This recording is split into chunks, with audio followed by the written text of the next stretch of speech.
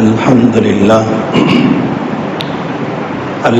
لله نحمده ونستعينه ونستغفره ونؤمن به ونتوكل عليه ونعوذ بالله من شرور أنفسنا ومن سيئات أعمالنا من يهده الله فلا مضل له ومن يضلله فلا هادي له ونشهد أن لا إله إلا الله وحده لا شريك له ونشهد أن سيدنا ونبينا ومولانا محمدا عبده ورسوله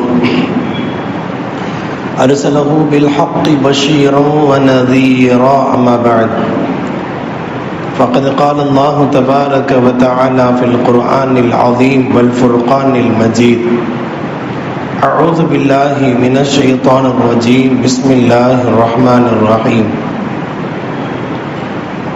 إن الله وملائكته يصلون على النبي يا أيها الذين آمنوا صلوا عليه وسلموا تسليما اللهم صل على سيدنا محمد وعلى آل سيدنا محمد وبارك وسلم عليه اللهم صل على سيدنا محمد وعلى آل سيدنا محمد وبارك وسلم عليه اللهم صل على سيدنا محمد وعلى آل سيدنا محمد التي قرنت البركة بذاته ومحياه وتعطرت العوالم بطيب ذكره ورياه. அல்லாஹ்வினுடைய மகத்தான பேரருளால்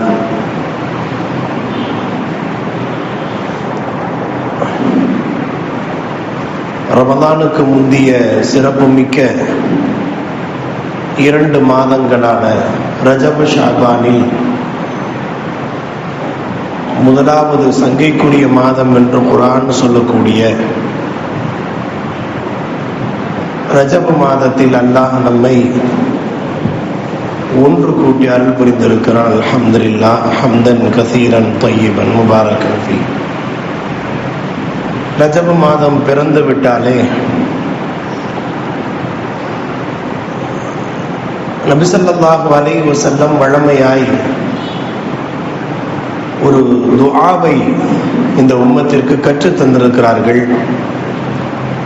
ரஜப் ஷாபானில் பரக்கத் செய்வாயாக என்றோடு மட்டும் நிறுத்தி விடாமல் அதை தொடர்ந்து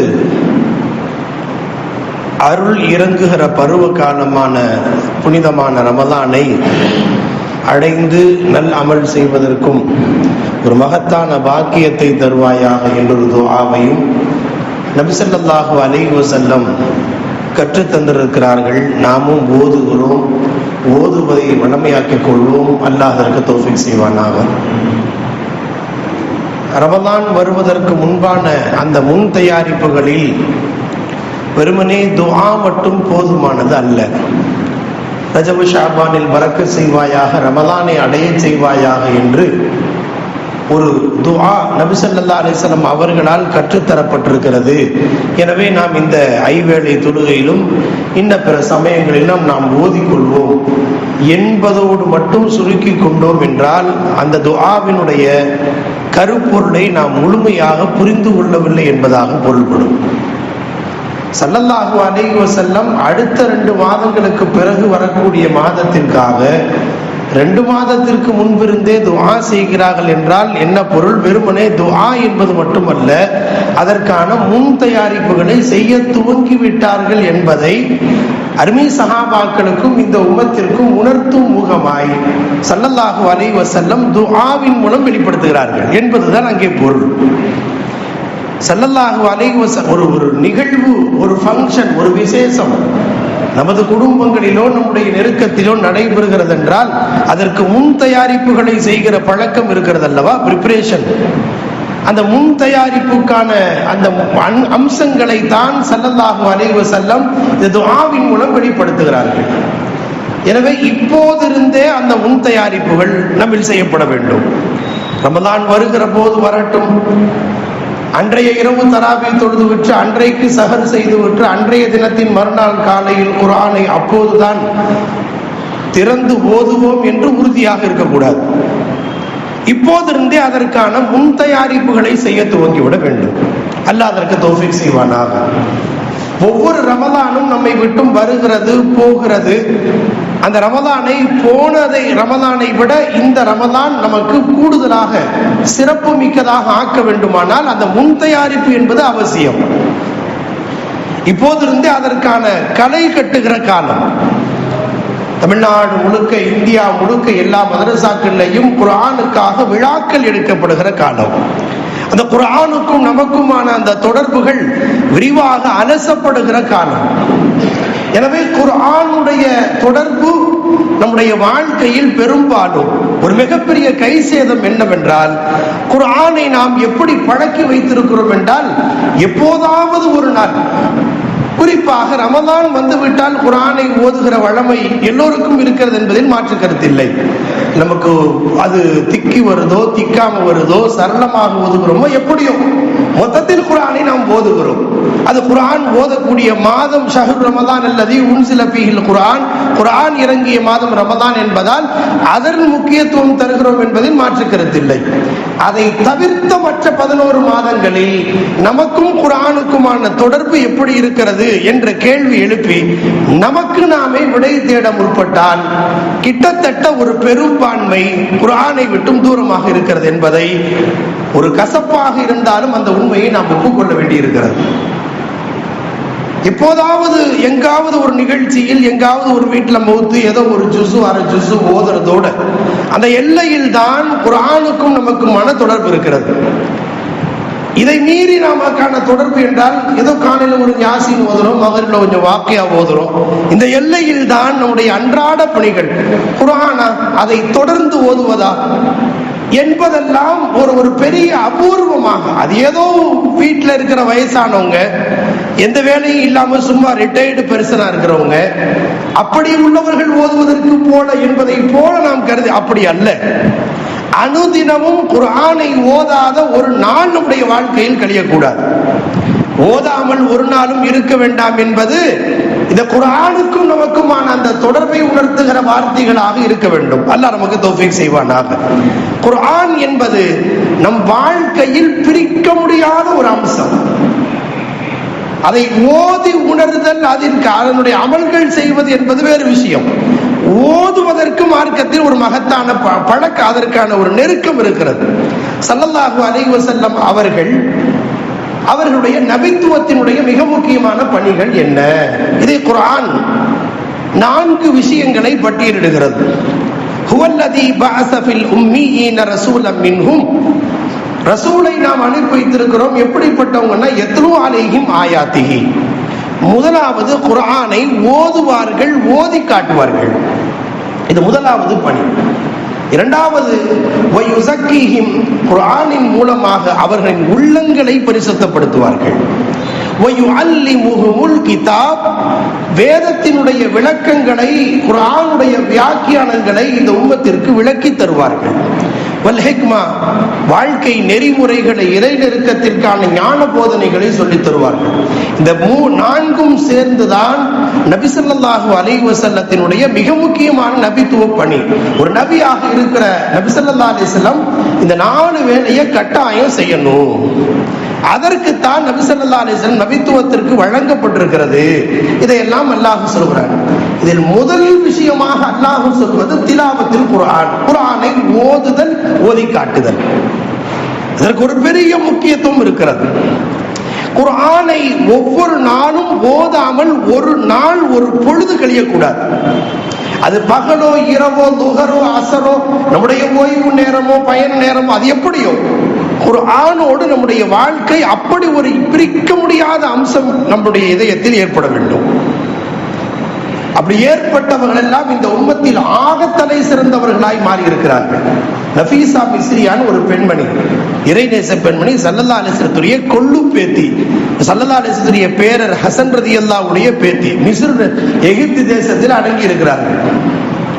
தன்னுடைய வாழ்க்கையில் குர்ஆனோடு அவர்கள் அமைத்துக் கொண்ட அம்சம் எப்படி என்பதை பற்றி வரலாறு சொல்கிறது. ஒவ்வொரு நாளும் குர்ஆன் ஓதுதல்.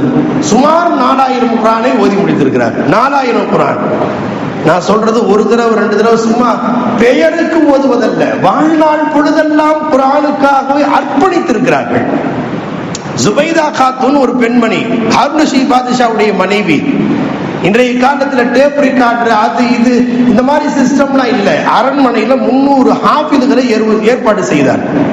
நான் அரண்மனையில் எந்த மூலையில் நுழைந்தாலும் குர்ஆனுடைய வசனம் என் காதில் விழுகணும். என்ன மாதிரி இன்பம் அவர்களுக்கு ஏற்பட்டிருக்கிறது யோசித்து பார்க்க வேண்டும். குர்ஆனை கேட்காத, செவியேற்காத, குர்ஆனை ஓதாத பொழுதுகளே இருக்கக்கூடாது. இப்படி தங்களுடைய வாழ்க்கை அமைத்துக் கொண்ட பெருமக்கள் நிறைய பேர். ஹப்ஸா பின்த் சீரின் இப்னு சீரின் ரஹிமஹுல்லாஹ்வுடைய சகோதரி ஒரு 32 வருஷமா குர்ஆனுக்காக ஒரு அறையிலேயே ஏத்திகாப் இருந்திருக்கிறாங்க. 32 வருடங்கள், 32 வருஷமா ஒரு அறையில் ஏத்திகாப். குர்ஆனை அழுத்தம் திருத்தமாக ஓதுவதிலேயே தங்களின் வாழ்க்கை அர்ப்பணித்திருக்கிறார்கள். இதுவெல்லாம் வெறுமனை வரலாறுகளாக வாசிப்பதற்கு மட்டும்தானா? அப்படி ஒரு இன்பம் அதில் குர்ஆனில் இருக்கிறது. நாம் வெளிப்புறத்தில் அப்படி பார்ப்பதில்லை. ஏதோ ஒரு சடங்குக்காகவும், யாரோ ஒருவரின் மரணத்திற்காகவும், யாரோ உடல்நலம் சரியில்லை என்றால் ஓதுவதற்காகவும், புதிய வீடுக்கு பரக்கத்திற்காகவும் ஓதப்படுவதாக கருதுகிறோம். அப்படி அல்ல. அது ஒரு பரக்கத்திற்காக இறங்கிய வேதம். அது நாம் அந்த பார்வையிலேயே பார்த்து பழகிவிட்டோம். அப்படி அல்ல. குர்ஆன் என்பது அல்லாஹ்வின் கலாம், அல்லாஹ்வுடைய பேச்சு. ஒரு புரிவதற்காக நம்முடைய கவனத்தில் ஒரு நினைவுபடுத்தப்படுகிறது. இப்போது பாவியான் நான் பேசுகிற இந்த வார்த்தைகளை, இந்த ஸ்பீக்கர் மைக் இருக்கிறதே, அது இந்த வார்த்தைகளை உள்வாங்கி ஒளிபரப்பு செய்கிறது, ஒளியை பெருக்கி தருகிறது, ஒளி பெருக்கி. இப்போது இந்த எங்கெல்லாம் ஸ்பீக்கர்கள் இருக்கிறதோ அந்த சப்தம் ஆங்காங்கே அது வெளியில எதிரொலிக்கிறது. அது மேல் ஃப்ளோரா இருக்கலாம், கீழ் ஃப்ளோரா இருக்கலாம், தூரத்தில் இருக்கலாம். இந்த வாசகங்களை கேட்கிற போது வெளியில இருப்பவரும் உள்ளே இருப்பவரும் இந்த ஹஸரத் பயான் செய்கிறார்கள் என்பதை அந்த குரலும் அந்த ஒளிப்பெருக்கில இருந்து வரக்கூடிய சப்தத்தை வைத்து உணர்கிறோம். புரிவதற்காக ஒரு சின்ன உதாரணம். அல்லது வேறு யாரோ ஒருவர் பயான் செய்கிறாங்க, அல்லது ஒருத்தர் தொட வைக்கிறாங்கன்னா இந்த குரலை வைத்து, இந்த சப்தத்தை வைத்து நாம் என்ன சொல்லுவோம்? இது இன்னாருடைய குரல், இது இன்னாருடைய பயான் என்பதை அந்த குரலை வைத்து, அந்த ஸ்பீக்கரில் இருந்து, மைக்கில் இருந்து வெளிப்படக்கூடிய சப்தத்தை வைத்து நாம் உணர்கிறோம். பேசுவது பாவியான் நான் இங்கே, ஆனால் ஒவ்வொரு மைக்கில இருந்து வெளிவருகிற அந்த குரல் சப்தம் இருக்கிறது அல்லவா, அந்த ஒளியை வைத்து இது இன்னாருடைய குரல், இன்னாருடைய சப்தம் என்பதாக நாம் புரிகிறோம் அல்லவா. இது முழு உதாரணம் அல்ல, புரிவதற்காக ஒரு சின்ன உதாரணம். இப்போது குர்ஆனை குறித்து நபி ஸல்லல்லாஹு அலைஹி வஸல்லம் சொன்னார்கள், அல் குர்ஆனு கலாமுல்லாஹ், குர்ஆன் என்பது அல்லாஹ்வின் பேச்சு என்று ஸல்லல்லாஹு அலைஹி வஸல்லம் சொன்னாங்க. அப்படியானால் என்ன பொருள்? பாவப்பட்ட அடிமைகளாகிய நம்முடைய வாயிலிருந்து அது வெளிப்பட்டாலும் அது அல்லாஹ்வினுடைய பேச்சு. ஒரு மைக்கிலிருந்து வெளிப்படக்கூடிய வார்த்தை இது இன்னாருடைய பேச்சு என்று சொல்கிறோமே, எப்போது நாம் குர்ஆனை துறந்து உலகத்தில் யார் ஓதினாலும் அந்த குர்ஆனினுடைய வாய், நம்முடைய வாயிலிருந்து வெளிப்படக்கூடிய ஸ்பீக்கர்கள் நாம் ஒரு ஸ்பீக்கர். நம்முடைய வாயிலிருந்து வரக்கூடிய அல்ஹம்துலில்லாஹி ரப்பில் ஆலமீன் என்ற ஒரு சூறாவோ, அது ஒரு குல் ஹுவல்லாஹ் சூறாவோ, இது அல்லாஹ்வின் பேச்சு என்றால் அதனுடைய மகத்துவம் என்ன என்பதை இதற்கு மேல் நாம் புரிந்து கொள்வதிலே கவனம் எடுத்துக்கொள்ள வேண்டும். எனவே இக்ரிமா ரலியல்லாஹு அன்ஹு போன்ற சஹாபிகள் குர்ஆனை கையில் எடுத்து விட்டாலே ஒரு பூரித்து புலகாங்கிதம் அடைவார்கள். ஹதா கலாம் ரப்பி, என் ரப்பினுடைய பேச்சு. அதை கையில எடுத்து கண்களில் ஒத்தி அதை முத்தமிட்டு அதன் பிறகு குர்ஆனை ஓதக்கூடிய ஒரு வழமையை உண்டாக்கி கொண்டார்கள். அப்படி ஒரு இன்பம் அதில் இருக்கிறது. உஸ்மான் ரலியல்லாஹு அன்ஹு, ஒவ்வொரு சஹாபிக்கும் ஒரு சில விஷயங்கள்ல ஒரு ஈடுபாடு, ஒரு பிரியம் இருக்கும். அதுபோல உஸ்மான் ரலியல்லாஹு அன்ஹு அவங்க சொன்னாங்க, ஒட்டுமொத்த இந்த உலகத்தில் எனக்கு மூணு விஷயம் பிடிச்சிருக்கு. ஒட்டுமொத்த உலகத்தில் எனக்கு பிடித்த 3 விஷயங்கள்: இஷ்பாஉல் ஜிஆன் வ கிஸ்வத்துல் உரியான் வ திலாவத்துல் குர்ஆன். பசித்தவங்க யாரை பார்த்தாலும் உடனே அவங்க பசியை போக்கி வயிறு நிரப்புறது எனக்கு பிடிச்சிருக்கு. என்னுடைய வாழ்க்கையில அது பிடித்த விஷயம். ஒவ்வொருத்தருக்கும் ஒரு ஃபேவரட்னு சொல்லுவாங்கல்ல, ஒரு பிடித்த விஷயம் என்று இருக்கும் அல்லவா, அது போல என்னுடைய ஃபேவரட் உஸ்மான் ரலியல்லாஹு சொல்றாங்க, பசித்தவர் யாரை கண்டாலும் பசியை போக்குவது. கிஸ்வத்துல் உரியான், ஆடை இல்லாம கிழிந்த ஆடையோடு ஒட்டுப்போட்ட ஆடைகளை பார்த்தாலே உடனே ஏதாவது ஒரு ஆடையை வாங்கி கொடுத்து அவர்களை ஆடை அணிவித்து மகிழ்தல், எனக்கு பிடிச்ச விஷயம். 3வது சொன்னாங்க, திலாவத்துல் குர்ஆன். குர்ஆன் ஓதுவதிலே ஒரு தனிப்பட்ட இன்பம் உஸ்மான் ரலியல்லாஹுவுக்கு இருந்தது. எப்போது பார்த்தாலும் குர்ஆனும் கையுமாய் ஓதுவதும் உஸ்மான் ரலியல்லாஹு அந்த குர்ஆனின் மீது அவங்களுக்கு எப்படிப்பட்ட லயிப்பு ஏற்பட்டு விட்டது என்றால், ஸல்லல்லாஹு அலைஹி வஸல்லம் முன்னறிவிப்பு செஞ்சாங்க, உஸ்மான் குர்ஆன் ஓதும் போதுதான் நீங்க ஷஹீதாக்கப்படுவீர்கள் என்று. அப்ப எந்த அளவு உங்களுடைய மரணம் ஏற்படுகிற போது உங்க கையில குர்ஆன் இருக்கும், குர்ஆன் ஓதத்தான் ஷஹீதாகும். சில அறிவிப்புகள் இப்படியும் இந்த தகவல் இருக்கிறது. ஃபஸயக்ஃபீகஹுமுல்லாஹ் என்ற ஒரு வசனத்தை குறிப்பிட்டு சூரத்துல் பக்ரால அல்லாஹ் உங்களுக்கு போதுமானவன் என்று ஒரு வசனம், இந்த வசனத்தை குறிப்பிட்டு சொன்னதாகவும் குறிப்பு இருக்கிறது. இந்த ஆயத்தை ஓதும் போதுதான் உஸ்மான் நீங்கள் கொல்லப்படுவீர்கள் என்று ஸல்லல்லாஹு அலைஹி வஸல்லம் சொன்னார்கள். எனவே இந்த ஆயத்து சூரத்துல் பக்ராவுடைய இந்த வசனம் வருகிற போதெல்லாம் வலதும் இடதுமாக திரும்புவாங்க. யாராவது என்ன கொள்ள தயாரா இருக்காங்களா? அப்ப எந்த அளவுக்கு குர்ஆன் மீது ஒரு இன்பத்தை அவர்கள் கண்டிருப்பார்கள். நாம் எப்போதாவது ஒரு ஃபங்க்ஷனும் மௌத்தினும் பரக்கத்திற்காகவும் ஓதப்படுவதாக கருதுவது என்பது அது குர்ஆனுக்கு செய்கிற கண்ணியமே அல்ல. குர்ஆனோடு இயைந்த வாழ்வு என்பது நம்முடைய வாழ்க்கையில் அது பழகி போய்விட வேண்டும். ஓதாமல் ஒரு நாளும் இருக்க வேண்டாம் என்ற அந்த வாசகம் நம்முடைய இதயத்தில், குர்ஆன் ஓதாமல் ஒரு நாளும் ஒரு பொழுதும் கழிய வேண்டாம் என்பதாய் நம்முடைய வாழ்க்கையை அமைத்துக் கொள்ள வேண்டும். அல்லாஹ் தௌஃபீக் செய்வானாக. அந்த குர்ஆனுக்கு நாம் செய்ய வேண்டிய கண்ணியங்களில் இதுவும் மிக முக்கியமான ஒரு விஷயம். எனவே குர்ஆன் ஓதுவதிலே அல்லாஹ் அடைகிற ஆனந்தம், மலக்குகள் அடைகிற ஆனந்தம், இதுவெல்லாம் நீண்ட செய்திகள். குர்ஆனோடு வாழ்க்கையை அமைத்துக் கொண்டவர்கள், ஓதுவதை வாழ்க்கையாக ஆக்கிக் கொண்டவர்கள் வாழ்க்கையின் பல்வேறு பிரச்சனைகளில் இருந்து மீட்டு எடுக்கப்பட்டிருக்கிறார்கள். வங்க தேசத்தினுடைய அதிபர் ஃபஸுல் ஹக்னு ஒருத்தர் இருந்தார். ஃபஸுல் ஹக்னு அவர் பேர். எப்ப பார்த்தாலும் பயணத்துல குர்ஆன் வச்சிருப்பார். குர்ஆன் ஓதாமல் அவர் பெரிய பெரிய அதிபர், பெரிய பொது பொறுப்புல இருந்தாலும், அரசியல் பதவியில இருந்தாலும் குர்ஆன் ஓதாமல் கழியார். அவரை சுட்டு தள்ளுவதற்காக, அவரை கொலை செய்வதற்காக திட்டம் தீட்டப்பட்டிருக்கிறது வங்கதேசத்தில். அவர் ஒரு ட்ரெயின்ல ஏறாரு. இந்த ட்ரெயின்ல போகிற வழியில அவரை ட்ரெயினை தடம்பொருளை வச்சு அவரை சுட்டு வீழ்த்திடணும், இப்படி ஒரு சதி திட்டம் தீட்டப்பட்டிருக்கிறது. அவர் வழமை போல அவருக்காக ரிசர்வேஷன் செய்யப்பட்ட ட்ரெயின்ல ஏறுறார். ஃபஸுல் ஹக் ஏறி முடித்து போகிற வழியில சதி திட்டத்தின் அடிப்படையில் ரயில் கவிழ்த்தப்படுகிறது. எல்லோரும் மறுநாள் காலையிலே செய்தியிலே ஊடகத்திலே வருகிறது, செய்தித்தாள்கள் ஃபஸுல் ஹக் இறந்து விட்டார் என்று அன்றைக்கு தகவல் வருகிறது. ஆனால் அதே தினம் அன்றைய தினத்தில் வேறு ஒரு ஃபங்க்ஷன்ல உரையாற்றி கொண்டிருக்கிறார். ஒரு பக்கம் செய்தித்தாள் அவர் வஃபாத் ஆகிட்டார், மரணம் அடைந்து விட்டார் என்று தகவல் வருகிறது. மறுபக்கம் அவர் உரையாற்றி கொண்டிருக்கிறார். ஆச்சரியமாக எல்லோரும், எதிரிகளுக்கே புரியவில்லை இப்படி ஒரு நிகழ்ச்சி நடக்கும் என்று. என்னவென்று அவரிடத்தில் விளக்கம் கேட்டார்கள். எப்போதும் நான் குர்ஆன் ஓதாமல் எந்த பிரயாணத்தையும் நான் கழிவதில்லை.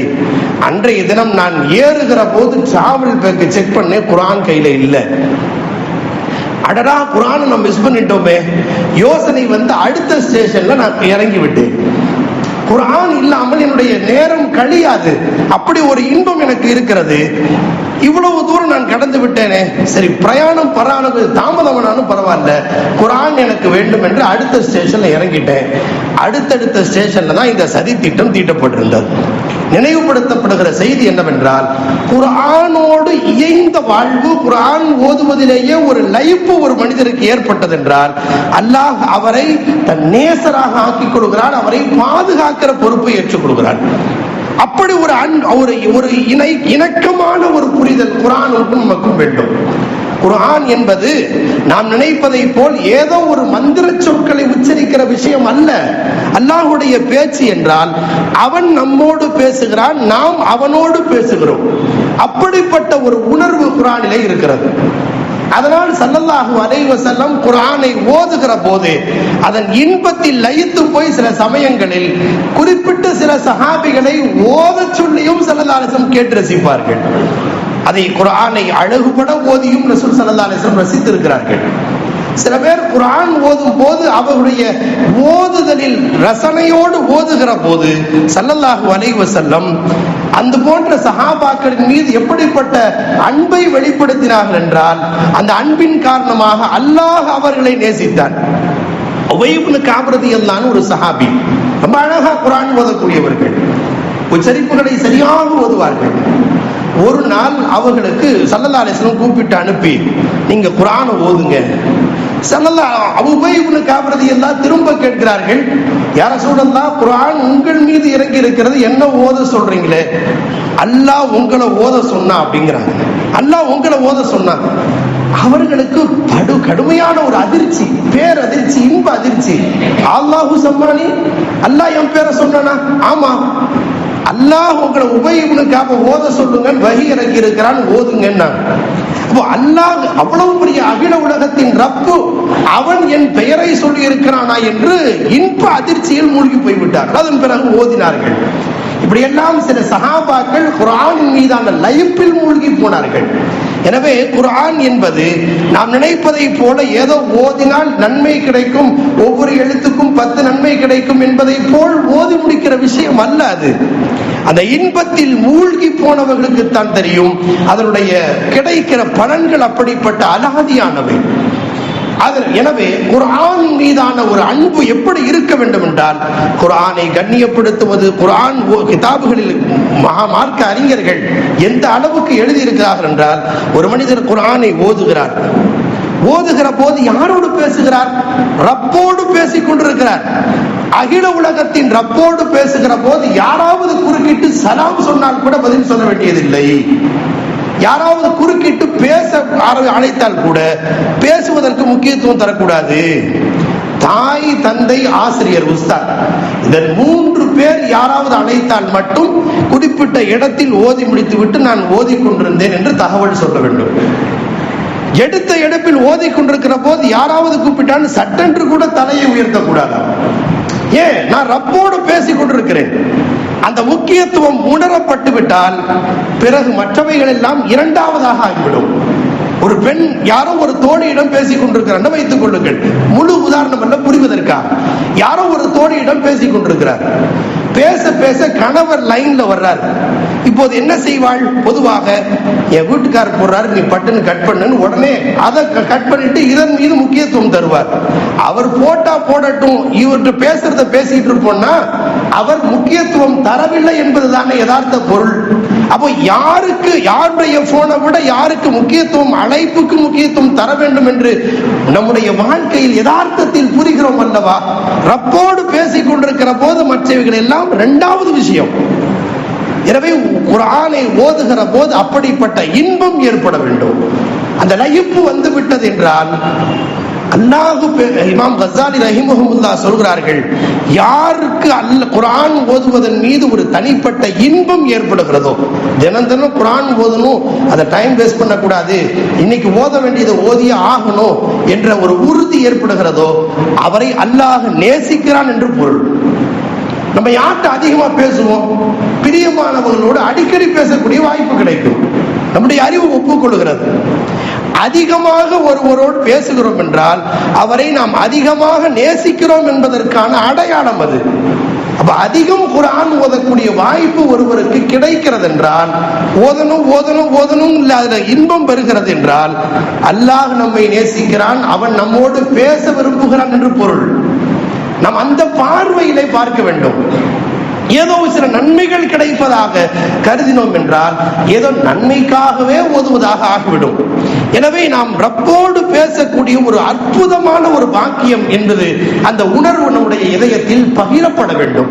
எனவே குர்ஆன் என்பது ஏதோ சில ரமதான் வருகிற போது கொஞ்சம் ஓதுவதும் அத்தோடு நாம் கத்தம் ஓதி முடித்து விடுவதும், சில சமயங்கள் யாரோ சில மூத்தானவர்களுக்காகவும் ஃபாத்திஹா ஓதுவதற்காகவும் ஈசால் சவாப் செய்வதற்காக மட்டும் ஓதப்படுகிற விஷயம் அல்ல. நம்முடைய வாழ்க்கையில் அப்படி ஒரு நம்மால் இயன்ற அளவுக்கு ஓதலாம். எடுத்த எடுப்பிலேயே நிறைய ஓத வேண்டும் என்பதல்ல, கொஞ்சம் கொஞ்சமாக. ஸல்லல்லாஹு அலைஹி வஸல்லம் இந்த ஆர்வத்தை ஊட்டுகிற வகையில் சொன்னார்கள், சரளமாக ஓதுபவர்கள் ஓதட்டும், அது அவருக்கான கூலியை தரும். சொல்லிவிட்டு ஸல்லல்லாஹு அலைஹி வஸல்லம் முடிக்கல, யாரெல்லாம் திக்கி திக்கி ஓதுகிறார்களோ லஹு அஜ்ரானி, அவருக்கு 2 கூலி உண்டு என்று ஸல்லல்லாஹு அலைஹி வஸல்லம் சொன்னாங்க. ஏன்னா சில பேருக்கு திக்கி திக்கு இப்படியே திக்கி திக்கியே வருது அப்படின்னு அவங்களுக்கு மூட வேண்டும், அது ஒரு சடைவு வரும் அல்லவா, சடைவை தாண்டி கொண்டு என் ரப்போடு பேச வேண்டும் என்று முயற்சிக்கிறார் அல்லவா, அதற்கு ஸல்லல்லாஹு அலைஹி வஸல்லம் கூலி சொன்னார்கள், லஹு அஜ்ரான், அவருக்கு 2 கூலி உண்டு. ஒன்று குர்ஆன் ஓதுனதுக்கு கூலி, இரண்டாவது அவர் குர்ஆனை ஓதுவதற்கு சிரமப்பட்டார் அல்லவா, அந்த சிரமப்பட்டதற்கு ஒரு கூலி என்றார்கள் ஸல்லல்லாஹு அலைஹி வஸல்லம். எனவே நமக்கு சிறுபிராயத்தில் ஓதி இருப்போம், ஓதுவதில் நமக்கு நீண்ட தொடர்புகள் விடுபட்டு இருக்கலாம். அப்படி ஓத துவங்குகிற போது சில தடுமாற்றங்களும் திக்கி ஓதுதலும் சரளமாக வராமையும், ஒரு பக்கம் ஓதுவதற்கு சில பேருக்கு அரை மணி நேரம் கூட ஆகலாம், தவறல்ல. அரை மணி நேரம் ஆகியும் ஒரு பக்கம் முடித்திருக்கிறோம் என்பது ஒரு பொருட்டே கிடையாது. அரை மணி நேரம் என்றபோடு பேசிக் கொண்டிருந்தேன் என்பதுதான் ஒரு பெரிய பேரின்பம். அந்த உணர்வோடு நாம் அணுக வேண்டும். குர்ஆனை கைகளில் உயர்த்துகிற போதே அல்லாஹ்வோடு பேசுவதற்கு நான் தயாராகிவிட்டேன் என்ற அன்பும் நம்முடைய கல்வியில் மிகைக்க வேண்டும். கஜ்ரி முகமது ரஹிமஹுல்லாஹ் ஒரு மிகப்பெரிய பேரரசராய் பின்னால் வருகிறார். அவர் துவக்க காலத்தில் அவருக்கு இந்த பெரிய பேரரசும் பிரம்மாண்டமான அரசராய் ஆகுவதற்கான காரணிகளில் ஒன்று, அவர் குர்ஆனுக்கு மிகச்சிறப்பான முறையில் கண்ணியம் அளிப்பார். வரலாறு சொல்கிறது, அவருடைய ஒரு வாலிப காலத்தில் குர்ஆன் இருக்கிற ஒரு அறையிலே தங்க வேண்டிய சூழல் ஏற்படுகிறது. குர்ஆன் இருக்கிற அறை, அந்த அறையிலே தங்குகிற போது கால் நீட்டுகிற இடத்தில் மேலே சற்று உயரத்தில் குர்ஆன் இருக்கிறது.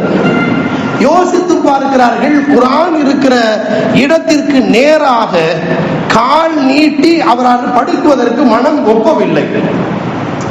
அது உயரத்தில் இருக்கிறது என்றாலும் வேறு பக்கம் திருப்பி படுக்கிற அளவுக்கான அறையும் அதுவல்ல, ரொம்ப சுருக்கமான குறுகலான அறை. கால் நீட்டுவதற்கு மனம் இல்லை. இப்போது இரவு உறக்கம் அவருக்கு மேலிடுகிறது. மறுபக்கம் குர்ஆனை வேறு எந்த பக்கமும் ஷிஃப்ட் பண்றதுக்கும் வழி இல்லை. ஒரு இரவு முழுக்க அவர் விழித்தே இருக்கிறார்.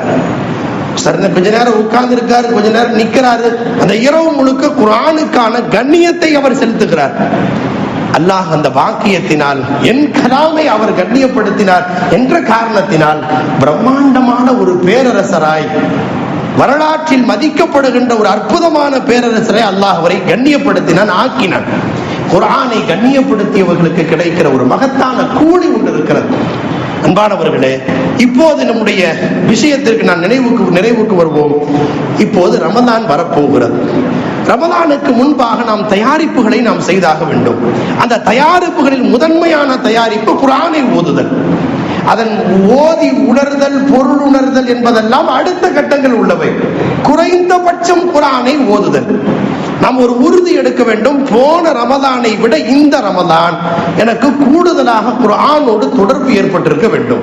போன ரமதானில் 2 குர்ஆன் ஓதக்கூடிய பாக்கியம் நமக்கு கிடைத்ததென்றால் இந்த ரமதான்ல 3 குர்ஆன் ஓதுவதற்கு அதற்கான முயற்சி செய்ய வேண்டும். அல்லாஹ்வுடைய சமூகத்தில் கேட்க வேண்டும், ரப்பே எனக்கு இந்த பாக்கியத்தை நீ கொடு, அதற்கான சூழலை ஏற்படுத்தித்தா.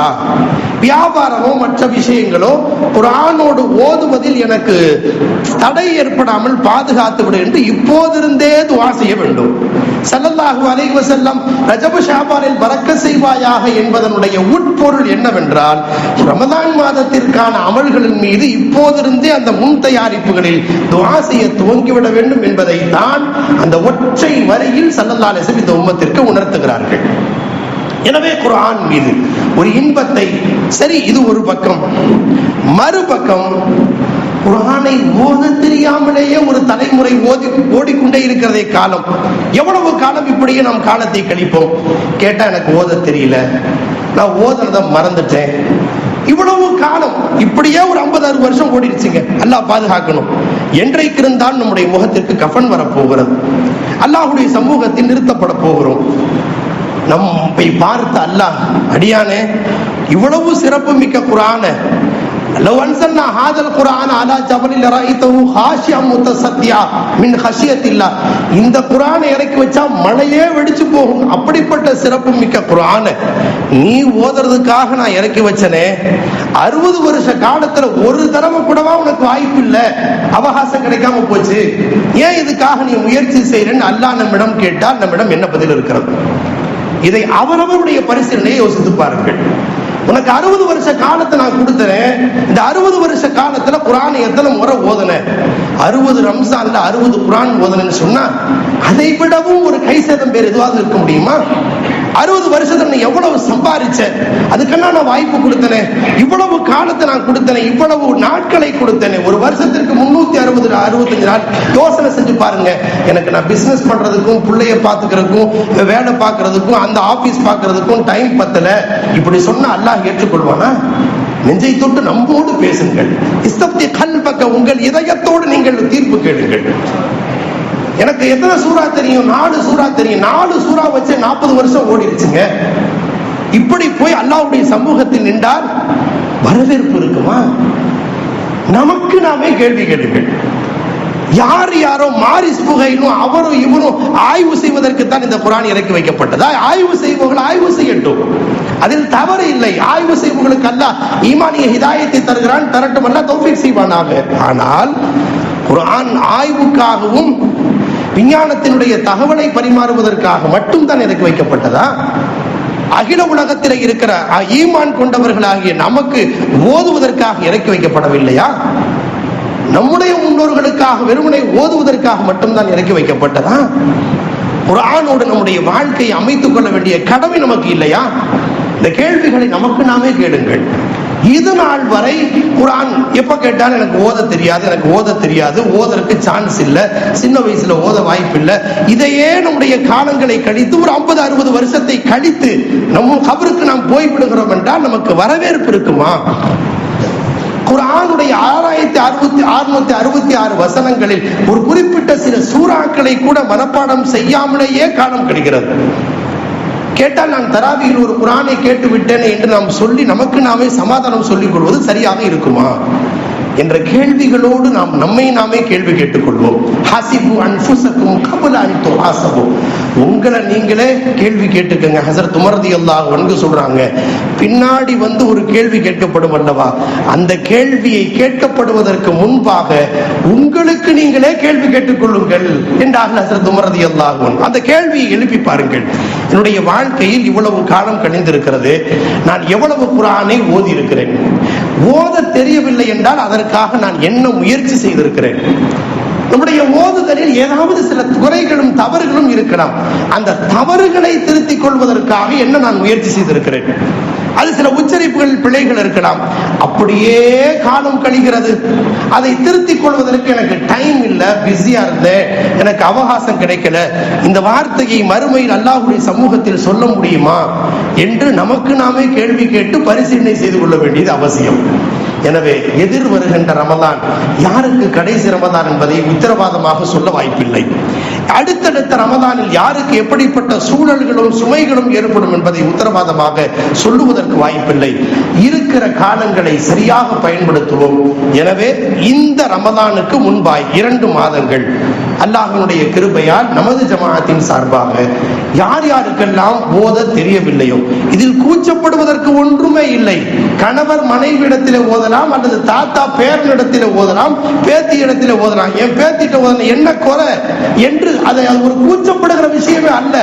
அல்லாஹ்வோடு பேசுகிற முறையை கற்பதற்கு இவர் பெரியவர் சிறியவர் என்ற பாகுபாடே தேவையே இல்லை. அது ஒரு பெரிய பாக்கியமாக கருத வேண்டும். எனவே அன்பானவர்களே, நமக்கு நாமே பரிசீலனை செய்து ஒரு முடிவுக்கு வருவோம்.